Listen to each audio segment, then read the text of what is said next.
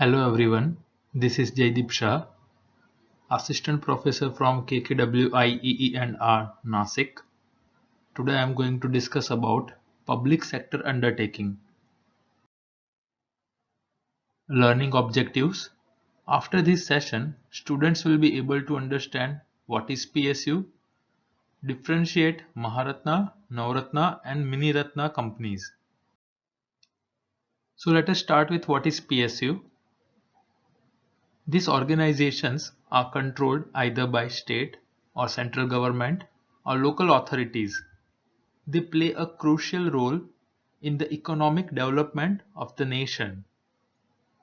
In a PSU, majority of the paid up share capital is held by central government or by any state government or partially by the central governments and partially by one or more state governments. The public sector was given the responsibility to fabricate the infrastructure for other sectors of the economy, focus on the key and provide for goods and services essential for the economy. Classification of public sector undertakings.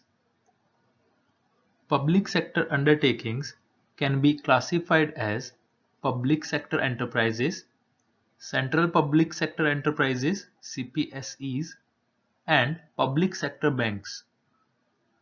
The central public sector enterprises are also classified into strategic and non-strategic. Areas of strategic SPSEs are arms and ammunition and the allied items of defense equipment, defense aircrafts and warships, atomic energy and railway transport. Many students they work very hard to get a job in one of these companies like Power Grid, Indian Oil, ONGC, HL, etc. Classification of these companies are based on four important points. First, revenue. Second, net worth, profit, and financial performance. List of Maharatna and Navratna.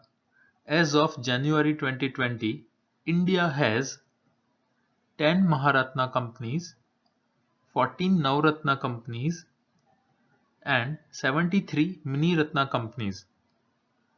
Miniratnas are divided into Category 1 and Category 2. In Category 1, there are 61 companies and in Category 2, there are 12 companies. The criteria for giving Maharatna status. The company already holds Navratna status. It is listed on the Indian Stock Exchange, fulfilling the minimum prescribed public shareholding according to the SEBI regulations. The average annual turnover of company during the last 3 years is more than rupees 25,000 crore. The average annual net worth during the last 3 years is more than rupees 15,000 crore.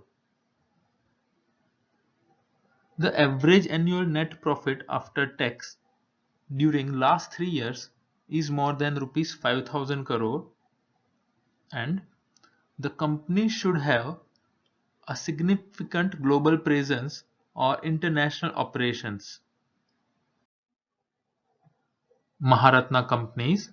So these are the 10 companies as per January 2020. BHEL, Bharat Heavy Electrical Limited, Bharat Petroleum Corporation Limited, Coal India Limited, Gas Authority India Limited GAIL, Hindustan Petroleum Corporation Limited, Indian Oil Corporation Limited, NTPC, Oil and Natural Gas Corporation Limited, Power Grid Corporation of India Limited, and last one is Steel Authority of India Limited. Criteria for giving Navratna status.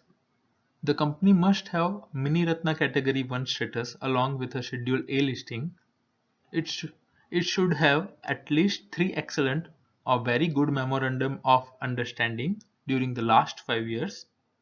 Along with the above, it should also have a composite score of 60 or above out of possible 100 marks in the 6 selected performance parameters. First, net profit to net worth 25 marks, manpower cost to cost of production or service 15 marks, gross margin as capital employed 15 marks, then gross profit as turnover 15, earning per share 10 marks, intersectoral comparison based on net profit to net worth maximum 20.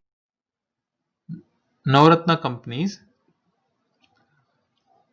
Bharat Electronics Limited, Container Corporation of India Limited, Engineers India Limited, HL, Mahanagar Telephone Nigam Limited, National Aluminium Company Limited, NBCC Limited, NMDC Limited, NLC India Limited, Oil India Limited, Power Finance Corporation Limited, Rashtriya Ispat Nigam Limited, Rural Electrification Corporation Limited, Shipping Corporation of India Limited. Criteria for giving Mini Ratna status: those CPSEs that have shown profit in the last continuous 3 years and have positive net worth can be considered eligible for the grant of Mini Ratna status. Presently there are 73 Mini Ratnas in total. Mini Ratnas are divided into two categories. Category 1: These have made profits for the last 3 years continuously or earned a net profit of rupees 30 crores or more in one of these 3 years. There are 61 such companies. Category 2: These companies have made profit continuously for the last 3 years and must have a positive net worth. There are 12 such companies in this category. Mini Ratna companies. Category 1: Indian Renewable Energy Development Agency Limited, Bharat Sanchar Nigam Limited, Antrix Corporation Limited, NHPC Limited, Indian Railway Catering and Tourism Corporation Limited. So out of many, I have listed my favorite 5. Category 2. First, Indian Medicines and Pharmaceutical Corporation Limited, Artificial Limbs Manufacturing Corporation of India, Bharat Pumps and Compressors Limited. So you should focus on at least 3 companies from category 1 and category 2. Let's discuss examples. First one is BHEL, Bharat Heavy Electrical Limited. This is the example of Maharatna company. Revenue more than rupees 29,000 crores. Profit more than rupees 1,500 crores. So I have taken this data from year 2018-19.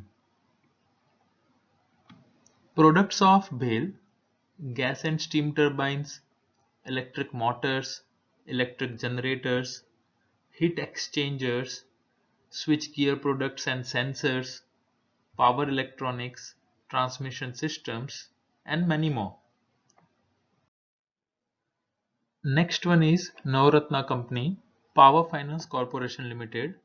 Revenue more than rupees 28,800 crores. Profit 6,952 crores for year 2018-19.